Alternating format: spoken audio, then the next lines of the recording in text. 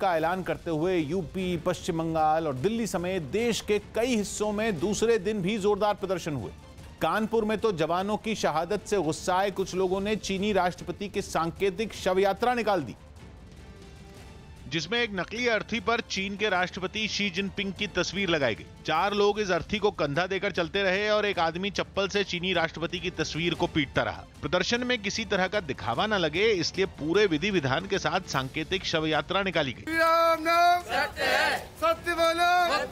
ये सांकेतिक शव यात्रा एक गंदे नाले के पास जाकर खत्म हुई। वहाँ इस अर्थी को आग के हवाले कर दिया गया और फिर उसे गंदे नाले में बहा दिया गया। यही सभी लोग से निवेदन करता हूँ कि जो भी चाइना का सामान ले रहे तो वो बिल्कुल ना ले। चीन के खिलाफ लोगों का ऐसा ही गुस्सा कोलकाता में भी देखने को मिला। वहाँ भी कुछ लोगों ने चीन में बने सामान के बहिष्कार का ऐलान करते हुए चीनी राष्ट्रपति का पुतला जलाया। इस प्रदर्शन में कई लोग तिरंगे झंडे लेकर पहुंचे।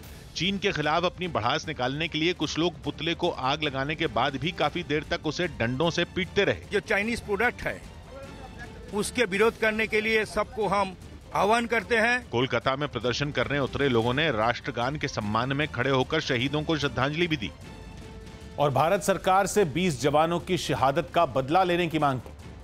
कोलकाता और यूपी के अलावा दिल्ली में भी चीन के खिलाफ प्रदर्शन करने के लिए कुछ लोग सड़कों पर उतरे, जिन्होंने चीन में बने सामान को बीच सड़क पर जलाकर गुस्सा जाहिर किया। जलाने से पहले सड़क पर ही सामान को तोड़ा गया और फिर उसमें आग लगा दी गई। कहना है कि अब सरकार को इसको लेकर ठोस एक्शन लेना होगा और नहीं तो इस तरीके से वो लगातार चीनी सामान का बहिष्कार जो है वो करते रहेंगे। इस प्रदर्शन में एक बच्ची भी शामिल रही, जिसने एक पोस्टर के जरिए संदेश दिया कि वो चीन में बने खिलौनों को नहीं खरीदेगी। प्रदर्शन कर रहे लोगों ने गलवान घाटी में शहीद हुए जवानों को भी श्रद्धांजलि दी। प्रदर्शनकारियों ने बाकी लोगों से भी चीन में बने सामान का बहिष्कार करने की अपील की ताकि उसे आर्थिक तौर पर झटका दिया जा सके। LAC पर तनाव के बीच चीन की एक कंपनी का करोड़ों रुपए का करार रद्द कर रेलवे ने उसे बड़ा झटका दिया। चीन की इस कंपनी के साथ रेलवे ने 2016 में टेलीकॉम के लिए और सिग्नल लगाने के लिए 471 करोड़ रुपए का कॉन्ट्रैक्ट किया था, जिसके तहत कानपुर स्टेशन से दीनदयाल उपाध्याय स्टेशन के बीच काम चल रहा था।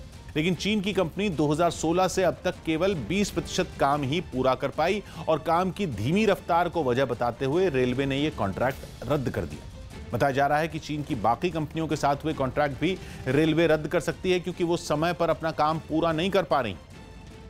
इस बीच राहुल गांधी ने एक बार फिर बिना नाम लिए चीन के मुद्दे पर मोदी सरकार को घेरा और आरोप लगाया कि झड़प के दौरान भारतीय सैनिक निहत्थे थे।